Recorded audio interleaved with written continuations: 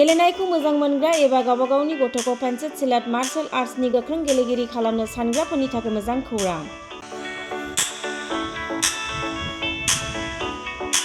चिरां जिल्लानि Sapaguri pencil सिलाट martial arts एकाडेमियाव मुं थिसननाया सोलिगासिनो। नोंथांमोना नोंथांमोननि गथ'खौ सापागुरि पेन्सिल सिलाट मार्शल आर्ट्सनि एकाडेमियाव मुं थिसननो हागोन।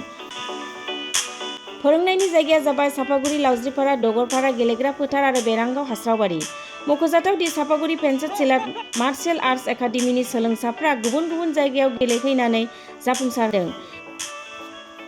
नोंथांमोनाबो नोंथांनि गथ'खौ सापागुरि पेन्सिल सिलाट मार्शल आर्ट्स एकाडेमियाव मुं थिसननानै पेन्सिल सिलाट मार्शल आर्ट्सनि आखा-फाखा गेलेगिरि खालामदो।